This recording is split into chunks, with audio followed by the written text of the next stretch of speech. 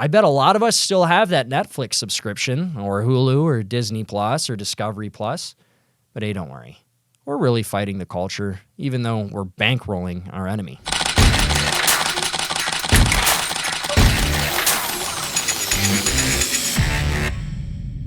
So, Velma's gay now. Kid you not. A new Scooby-Doo movie actually came out recently, this just past September, called Trick or Treat, and Velma is straight up shown getting all hot and bothered when she catches sight of a new character, the feisty Coco Diablo, or the Chocolate Devil. I don't know how the movie ends, but there really isn't much else to highlight here. It's pretty evident, and I don't know if our intelligent nerd wins over the sassy, animal-loving Diablo or not. I don't want to know. Maybe she does win over the Chocolate Devil, or it crashes and burns just like every other real-life lesbian relationship does. Well, of course, unless you have repentance and conversion, and if you somehow make it through life satisfied and unrepentant of your lesbo lifestyle, you probably won't enjoy the next one too much. You know, it's a little hot down there. We need to recognize that we are the target and current victim, always will be, of the left. The left owns the media. We had it when we were younger with other programming and subliminal sexual influence. Literally, it was in SpongeBob. Check this clip out from our dear SpongeBob, which was aired in March of 2000. Check this out. Patrick, you can't. That's it. Patrick, your genius is showing. Where? All right, Patrick. Stuff like this, it just can't fly. It takes a malleable, easily influenced young brain, and it focuses its attention on sexuality quite early on. And some might say, like, oh, it's just for the parents. It was a joke for the parents. Keep them involved. Well, parents, what the heck? Why is it okay for you to joke about that type of stuff? It should just be, you should never be able to talk about it. Nothing's sacred anymore. What was mature content for adults in the 50s became the norm for everybody in the 70s. And so on for the 70s, becoming the same in the 90s. What was mature in the 90s became the norm for today, is the norm for today. We've been just made fools of, indoctrinated, tricked, any other word you can think of that makes us look like we were lazy and our brains were shut off, because they were, and they still are.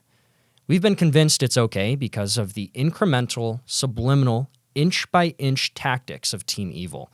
And actually, there's research to back all of this. In 2012, 10 years ago, researchers published a study that looked at how sexual exposure in movies, so, movies with sexual content in it, whether it be, making out or an actual sex scene, influenced sexual debut in those watching it, specifically the youth. Sexual debut, of course, plainly speaking, is when you lose your virginity. It also looked at other factors, such as how often teens used contraceptives.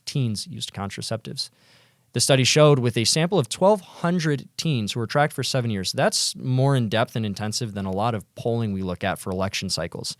The study showed that sexual exposure in these movies had a direct impact on when the youth became sexually active.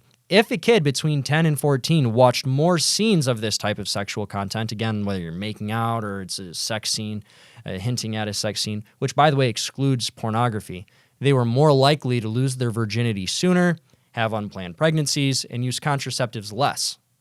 So, media plays sexual content in movies. Children are then given the understanding from these films that it is normal to have casual sexual encounters.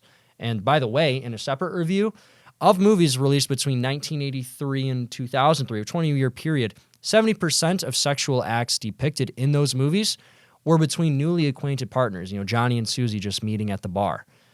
But again, back to it. Media play sexual content in movies. Children watch those movies and therefore given the understanding from them that it's normal to have sexual encounters casually. Children then behave according to the written scripts handed to them in those movies. So in other words, what kids watch will influence what they do, not just what they believe. It's not that big of a shocker to a lot of us, but for many people, that's kind of earth-shattering. But it's okay, because if you begin having sex sooner, we'll just give you contraception. But hold on. This study that I just mentioned, it gives credence to the notion that encouraging more sex through media doesn't necessarily encourage use of contraceptives, especially when those movies don't show anything about contraceptives. Again, we're not saying contraceptives are okay. We're not endorsing that at all. But if you don't use contraceptives, we've got you covered. We'll just kill the kid. Don't worry about it. And those abortion procedures, by the way, that were supposed to be safe and for emergencies, they're now a norm. They're pushed. Everybody deserves to have a right to abortion. It's actual freedom. Let me just tear off my shirt and stomp around the public square. What was once just a clump of cells is now accepted to be a child. Even Joe Biden, it just says the mother to kill her child. She should have a right to do that. But the focus isn't even on that anymore. It's not on who's being killed. It's on the rights of the person with the uterus, because also we can't say woman. Over time, the exposure, the arguments, the rhetoric, the intensity of the left, it has increased drastically. And conservatives, specifically Catholics, have done absolutely nothing. We still go to the movie theaters and watch these movies. We just sit through them and just like kind of cringe and cover up our little kids' eyes like, oh no, look at this part.